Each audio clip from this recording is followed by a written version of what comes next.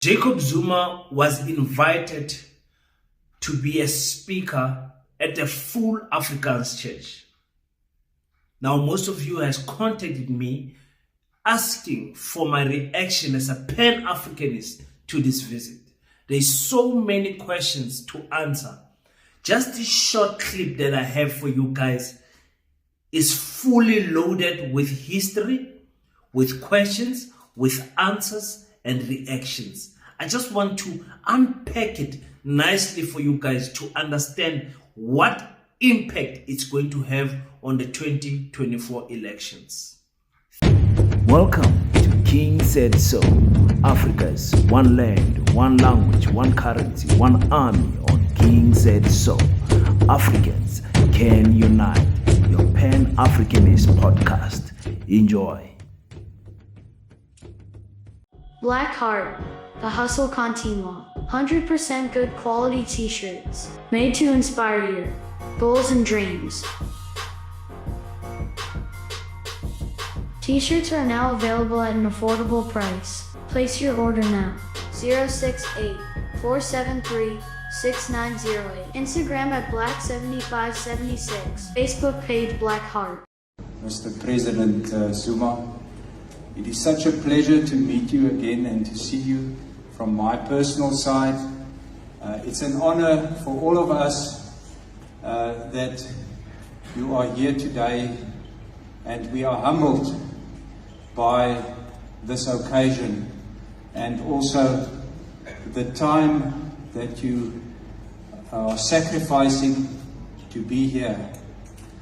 I just want to tell everybody, and I was at Nkandla the first time that Louis Liebenberg came to see you, Mr. President, and you said one sentence which has remained with me in my heart, and you told, I'm just going to call it Louis because you are friends, Mr. President, you told Louis, never forget where you came from. And those words are still remain with me. And that is why I want to share it with everybody that is present. Mr. President, they are mostly Afrikaans speaking. Dit wat ek nou aan julle vertel, ek was self daar en dit was die president se woorde.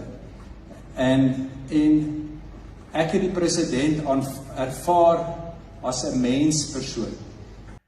Peace in Pan-Africanism to all my African brothers and sisters from all around the world. Welcome back to King Said So. I'm your host, King 053, Mr. Easy, Imali Enenginengi, and we're back at it again with another one. And this time around, we're still going back to the MK, but via an Afrikaner church that has invited Jacob Zuma to be a keynote speaker. And, they invited him actually to ask him one question. I saw this video. I was busy with other things yesterday, so I could not do a reaction properly. But here we are today after many of you have inboxed, WhatsApp me, and some of you called me to see if I saw the video. I see everything, trust me. So it's very interesting how this thing is unfolding, guys. It's very interesting, very interesting. And as a Pan-Africanist, speaking about Jacob Zuma, I have to be very honest with my views. I have to make sure that we stick to being free and stick to being, we analyze any footage without fear. Let me rather say that. Now, starting at the very beginning, I'm going to do two parts of this video. And if you guys want part two, you guys will tell me, obviously, on the comment section. The first video, which is this one, I want to do a reaction on what the African people said. I got a short clip. I'll probably get more clips and maybe do more videos. But this short 12 minutes clip that I got, I want to zoom in on what they said. Now, the white people, the Dutch people, the Afrikaner people, they understand the power that Jacob Zuma holds. It's only you and I that don't understand that power. They understand it very well. Now stick with me. I'm going to give you something. And they understand the power of black people uniting behind one common cause. They understand that if that happened, they are automatically rendered powerless. Why? Because of their numbers. Number two, because of what they did in history. They know if black people unite, it is over with them. That is their biggest fear. A wise man once said, African people must be happy or must thank God that Africans want equality and not revenge. Now, I want to get into what these people said. And as I'm talking, I'm going to pause and play some clips for you guys so that you guys can get what I'm trying to say properly. Now, when this man, he said the guest speaker or the MC, whatever they call him, I don't think he's the pastor, but it's someone that invited Jacob Zuma there. He says, no, he met Jacob Zuma some time ago. And he says, when he met Jacob Zuma, one thing stuck with him. And Jacob Zuma said, he said, never forget where you come from. Now, okay, let me play that here. Tell everybody, and I was at Nkandla the first time that Louis Liebenberg came to see you, Mr. President. And you said one sentence which has remained with me in my heart. And you told, I'm just going to call it Louis because you are friends, Mr. President. You told Louis, never forget where you came from. And those words are still remain with me. And that is why. Now, when it comes to never forgetting where you come from, that is a loaded sentence. It speaks about the white people, how they came to the Cape, how they came to power, what they did to get that power, what they did to Africans. And to Africans is to say, never forget where you come from. And if that is one thing I want you not to forget in this video, it's exactly that sentence that he started with before inviting Jacob Zuma on stage. Never forget where you come from. As Africans, don't forget what these people did. Forgiving, it's another story. You can forgive because once you don't forgive, you can't move forward. But once you forget, then you are a headless chicken. You go all around the world not knowing where you come from. The question then remains, is Africans, did we forget where we come from? Did we forget how we came to being, how we came to the point of 1994 elections? Did we forget? He says he took, when he met President Jacob Zuma, he saw him as a people's person, men's like men's, you know, a people's person. That's what he said. Let me try to play that also here. Speaking, julle, dit wat ek nou aan julle vertel, ek was self daar en dit was die president se woorde. En ek het die president ervaar as 'n menspersoon. Now, one thing I did not like that he kept on repeating the whole night. He says, listen, there are many Afrikaner people in this room. There are many Afrikaner people here. And that is present. Mr. President, they are mostly Afrikaans speaking. Dit wat ek nou aan julle vertel. There are many more watching. There are not many Afrikaner people. Afrikaner people constitute less than 8% of the South African population. There is no many Afrikaner people anywhere. And Jacob Zuma has got eyes. Jacob Zuma got the invitation. He knows he is in an Afrikaans church. There is absolutely no need for you to undermine him and us by saying there are many Afrikaner people here. What do you think? You think he does not see it? Now, the fear that white people have is the question that he asked. He says, are you going to give an order to wipe out the Afrikaner people? Because some of other Afrikaner people here believe that they are going to be estimated, oh my God, esteemed, they're going to be taken out. English has run away, you'll excuse me. So they believe they're going to be taken out completely. That is their fear. Now, why would they have that fear? Huh? Why would they have that fear? It's because of what they did to you. Listen to how exactly he said. Right.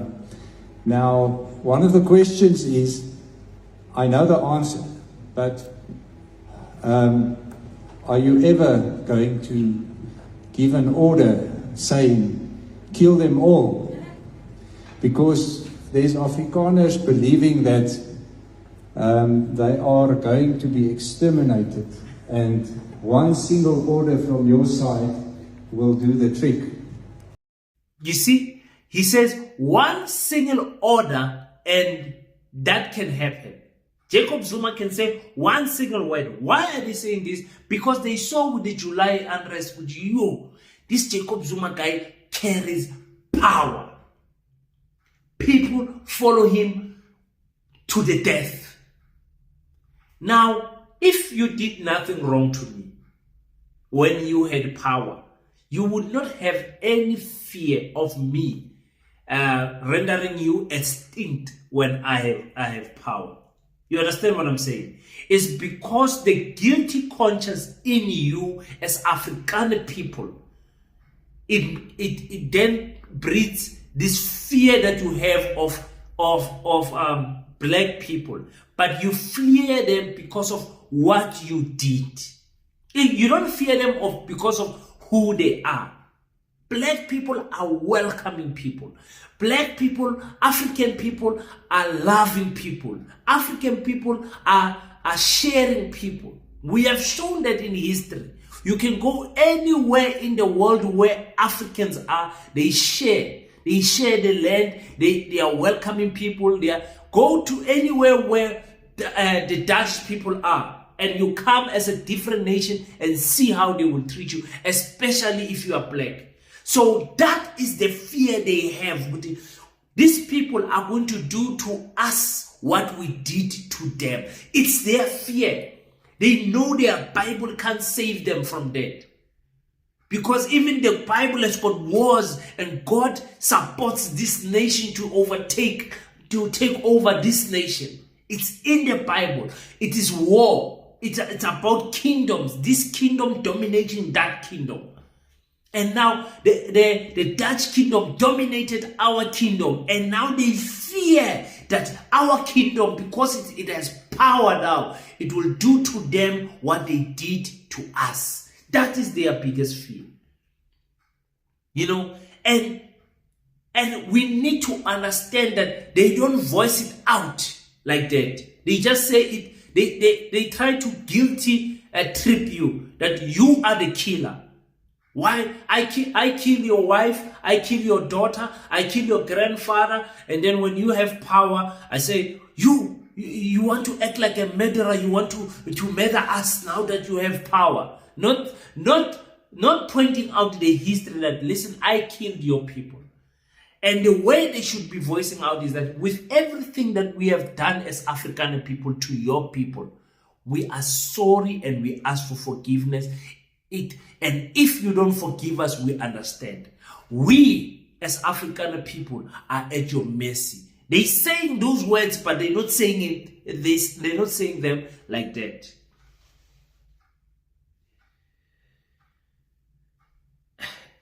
They get to meet the real Jay-Z. He says these people, they will get to meet the real, not the Zuma they see in media. Because the white people understand that there is a propaganda against Jacob Zuma. There's an agenda that they are running against Jacob Zuma. So the Zuma you might see on the media is not the real Zuma. And now you get to meet the real Zuma. Listen to this. President, you confirmed it today, and I think for everybody that's here, they get to meet the real President Jacob Zuma. You get to meet the real Zuma. Now, what they don't understand is that they also don't know or understand who the real Zuma is. And when we talk about Afrikaner people, the next sentence that this white man said shows me how stubborn Afrikaner people still are in our land. I mean, it is quite normal. Quite normal. It's a humane thing to do, to learn other people's languages, learn other people's names. If I go to China right now, I get to China, there's Pinao, there's Jet Li, there's Sansu. I'm going to try to know how to pronounce the names of the people of China. It is a humane thing. They are also going to try to pronounce my name. They're going to say Kagiso, Kaliso, Kapiso, whatever they're going to say. They're going to try to pronounce my name because it shows Ubuntu. Now, Afrikaner people, no matter how long they've been here in South Africa, and not all of them, I know there's a good 0.1% of them that grew up with African nannies, and those nannies spoke to them in an African language, and they learned the African language through their nannies.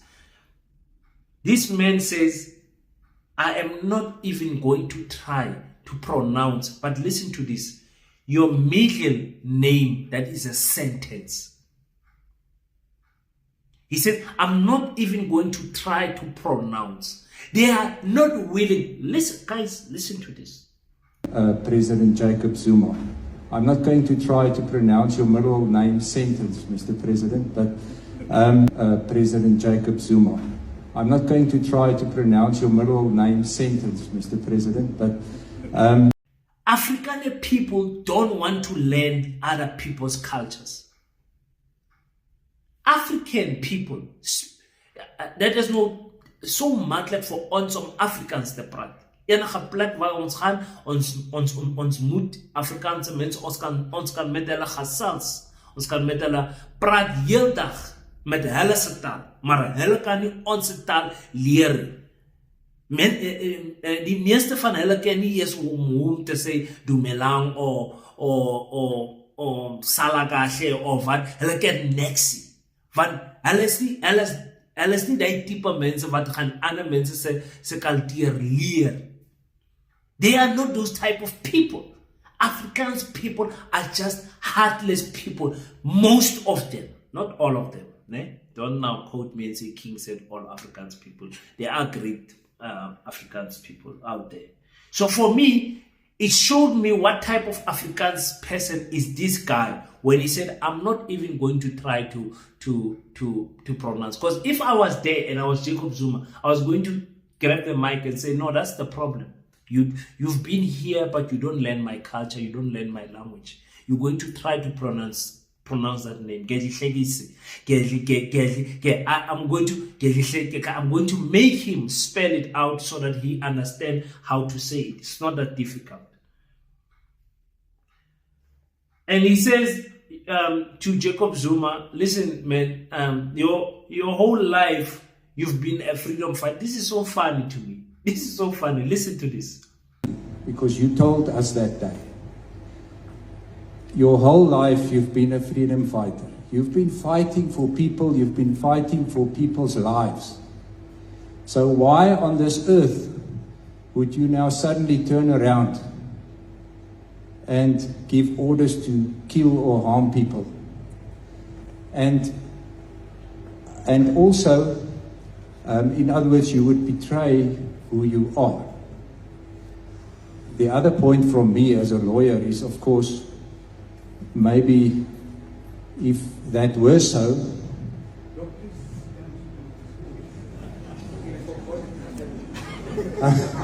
I'm sorry, Mr. President, is then, if that was so. Now, to tell Jacob Zuma that his whole life he was a freedom fighter is also a stupid move. Because remember, he was a freedom fighter for who? He was a freedom fighter fighting who? He was a freedom fighter for what outcome? You understand what I'm saying?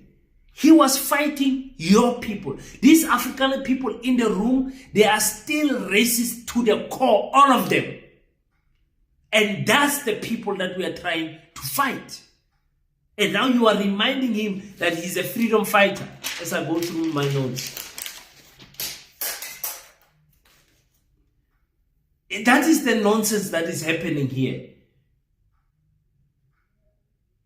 If he says to Jacob Zuma, listen, Jacob Zuma, we know you are not a person that is going to kill people because you are a freedom fighter. If you are a murderer, you are going to take care of Cyril Ramaphosa. You would have not had a problem with him. You would have taken care of him. Imagine, listen to this. In other words, you would betray who you are. The other point from me as a lawyer is, of course, maybe if that were so,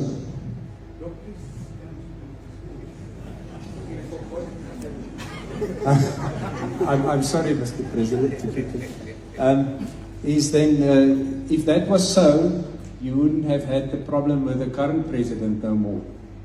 So it would have been easy for you to resolve that problem.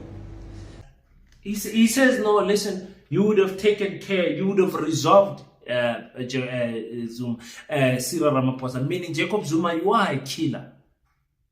And if you go back to your nature, you would resolve by killing these people. So, let me get, which one must I cover next? Let me cover this one. Jacob Zuma singing for these people shows the humility of Jacob Zuma. As a Pan-Africanist, I don't have the political maturity to understand that move. Those people, what does that mean? They don't know. They don't know what that song is. The only song they know is kill the poor, kill the farmer. That's the only song they know. What Jacob Zuma is singing there, and in any culture, where have you seen people singing sitting down? Jacob Zuma is singing his heart out, and these people are. That's why I'm saying, they are sitting down. They don't care, not even clapping. You see those fake smiles as they are video recording him.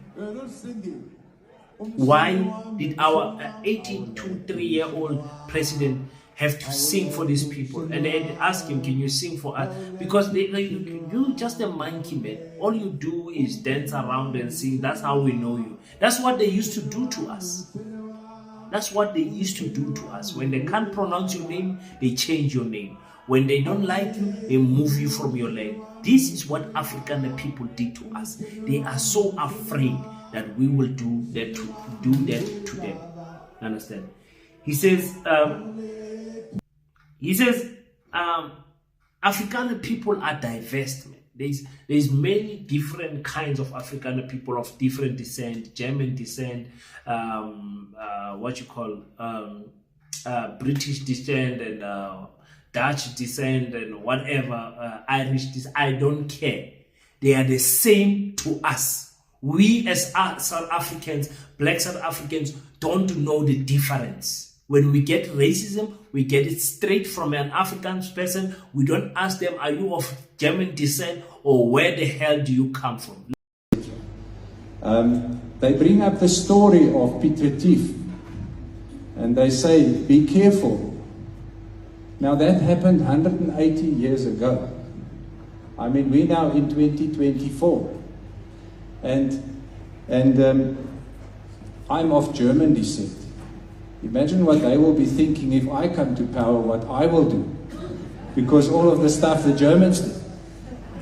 So, and I also know there's obviously two sides to the story of Piet Retief historically, which we should also take note of. But I think, and I know it may sound funny to put this to you, are you going to exterminate the Afrikaner people? Are you going to chase them into the sea? Or what is... And then he's got the nerve to bring up Piet Retief. Piet Retief was let me say, a spokesperson of farmers back in the days. I believe it was 1814, killed in 1814, I believe. And he fought against the Zulus, and the Zulus killed him. Now, he is pointing out this to say, these people are bringing out Piet Retief. They are saying, look what those Zulu people, because Jacob Zuma is Zulu, did to Piet Retief. He's pointing that out. So meaning we should also point out what they did to us. What they did to Chris Hani, Solomon Mahlangu, the children in the Shockville massacre. There's so many killings that we can name to say, look at those people that you killed in prison. Huh? Robert Sibuku. Yeah? Huh? Look at what you did to Francis Bartman. Huh? Look at what you did to our people. If you can point out something that happened more than 100 and something years ago, we can name you even now, recently, what happened in our country in terms of racist attack and white people killing people, killing African people. It's so sad that he has to point out this Piet Retief guy. Huh? Did you guys hear that? So he stopped Jacob Zuma because Jacob Zuma was busy telling different stories and all of that. I'll play the clip for you guys. He stops him and says, listen, are you going to estimate, why am I finding it hard to pronounce this stupid word? Are you going to kill all the African people? Are you going to send them to the sea? That is what they would have done to us. Because we are not even thinking of that. Driving white people to the sea, and I don't know what they must do there, but they know how to swim. They'll probably be fine. But I'm saying, we're not even thinking of that. But that's how evil they are. To say they think we would kill every African people. As Pan-Africanists, we would vote for that. Let's kill everyone. Does not work like that. There's so many mechanisms that you can use to make a person feel not wanted anymore. Just the way they did with Musima Imane in the DA, making it a living hell for him. He ended up resigning himself because he couldn't take it anymore. There's so many rules and laws that we can put in place that those people will feel for themselves that they don't want to be in this country anymore. We don't have to kill anyone. We are not going to kill anyone. You understand? We should, because that's what they did to us. If we are honest, we should. But we are not going to do that because we are better humans than them. And I believe God expects better from us. And I believe God has made us different as people. You understand what I'm saying? His final question was to ask him, what is your intention with Africa? They don't care about your intention about the country. The country can go to hell. What is your intentions with African people? Well, that's all we are concerned about. We don't care about the Indians. We don't care what you think about the colours. We don't care what you think about the foreigners, the African foreigners, the Chinese. We don't care. What is your intention about African people? But I think, and I know it may sound funny to put this to you, are you going to exterminate the Afrikaner people? Are you going to chase them into the sea? Or what is your intention with them, Mr. President? Thanks God to say you are a German. Because the Germans, oh, what they did to those guys there who are doing something others. That is all. These guys, I hope you guys are hearing what I'm trying to say here. These are pure evil people. And politicians, especially African politicians, should not worry themselves about these people, because these people are never going to vote for Mkhonto weSizwe, especially the older generation. There might be some Zulu crazy bulls in KwaZulu-Natal that love Jacob Zuma and that love Mkhonto weSizwe, and they will vote for Mkhonto weSizwe. It's possible with the younger generation. But with this older generation, you can read their body language, you can see their facial expression, you can hear their voice tone, the way they speak to Jacob Zuma, that these people will never vote for the ANC, the EFF, or Mkhonto weSizwe, or any other black party. They will continue to vote for whichever white party that they think will protect their white interests.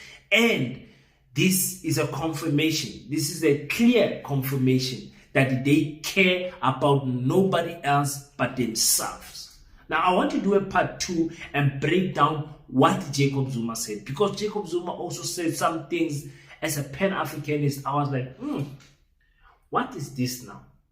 You know, my reactions to it was like, yo, why did Zuma say that? Why did he say that like that? Why didn't he rather say it like this? But I'm not here to control what Umsholozi says and all of that. So for me, seeing him sing for those people, it was a heartbreaking breaking moment. Really, I'm disappointed. That's me personally. Forget about Pan-Africanism and everything. That's just me personally. I wouldn't have done that, because even the last speaker who came and spoke after Jacob Zuma, he said clearly, well, since we're done with this thing, let's go back to Afrikaans. You know, let's go back to our Komens gaan maar terug to Afrikaans too. Huh? Why would you say that? Was also called Sawubona, I see you. Today I see you, my president, as all of us do. So thank you very much for everything. Right, terug na die Afrikaans. So vir 'n wyle. Just speak like if we were speaking Zulu, and now I'm going to transcend from Zulu to Pedi. I'm not going to say let's now change to Pedi. I'm just going to change to Pedi in respect of how we were speaking with the Zulus. Listen to this. You see, it's a very rude thing for me. I take an insult with that gesture. I don't like it. If I'm going to speak English and switch to Afrikaans and switch to whatever language, I don't need to announce it. Ngizokhuluma just isiZulu, ngikhulume the way ngifuna ngakhona. Mangiceda ukukhuluma isiZulu, ngitsene mo Sepedi, ngisibulele iSepedi, ngisishwashwathe, ngifethe katsona. Mangiceda ngisirage ngesiNdebele, ngisikhuluma isiNdebele the way ngifuna ngakhona. Ngiphume lapho ngene esikhuweni, ngikhulume isikhulu, ngene esibhunweni, ngene anything that I want to speak. I don't have to make an announcement, especially when the people of that tribe is there. You know, of that clan, not tribe, excuse me. I keep on teaching you guys that Zulu is not a tribe, it's a clan. Tribe is 3 clans into one, then you call them a tribe. Zulu, Xhosa, and Ndebele, those are that is a tribe, 3 cultures into one. When it's one, you call it a clan. Understand what I'm saying? So I hope you guys learned something. Yeah, I'm very much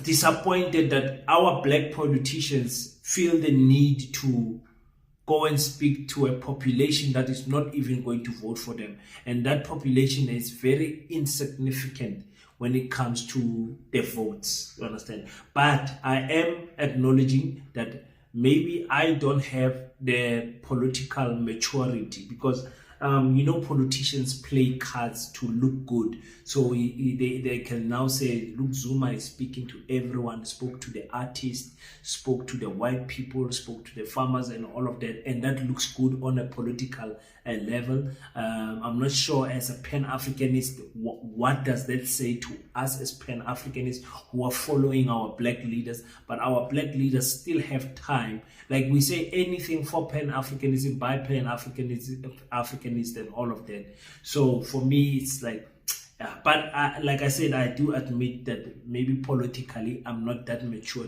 I'm not on that level, because Zuma is a chess player. He's probably thinking 3 moves ahead than me. You understand? I always say, for my people, by my people. That's it. So it's going to be interesting to hear your comments on the comment section. I'm going to enjoy them, reading them. I try to, by all means, to respond to or those I can respond to. So please keep it short and keep it respectful, and let us engage each other on the comment section. And tonight at 9 o'clock, let's meet. Maybe let's break this one a little bit further on our live link, 9 o'clock. You understand what I'm saying? So that's what is going to happen. I hope you enjoyed. If you want part 2, as I break down what Jacob Zuma said, just go on the comment section and type part 2. You guys will get it in 1 or 2 days. Thank you so much for tuning in. Until we meet next time, don't forget to pray. And after you pray, stand up, African child. Do your best so that God can do the rest. Peace in Pan-Africanism. I salute you. Baseta.